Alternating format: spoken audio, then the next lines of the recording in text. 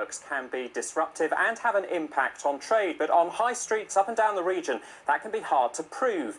In Chichester, they might have found the answer. Sensors around the town are monitoring the movements of shoppers. It could provide evidence for successful claims for thousands of pounds in compensation for lost business.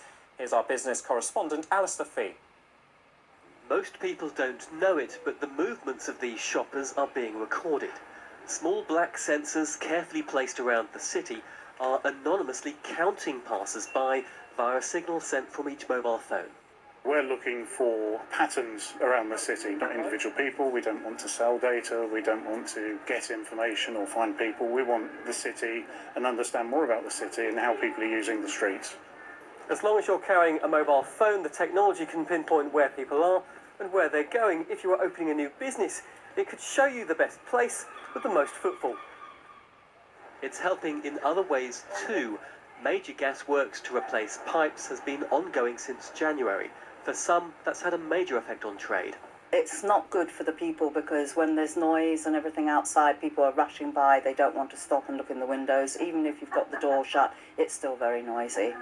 The 14 sensors dotted around the city is producing some vital data. It shows that while there isn't a lack of people on the streets, crucially, they're not stopping to spend money.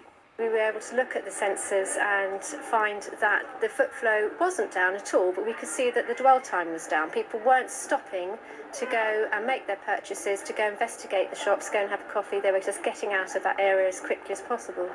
So for people running small businesses, this could help out. Takings have been down somewhere in the region of 15 to 20%, and that is basically because we haven't had people coming into the shop. And you can now prove that, can't you? Yeah, the Chichester Bid technology tells us that people are walking up and down South Street but not coming into any of the shops. Southern Gas Network say they have a compensation scheme for loss of trade and will welcome applications from businesses affected.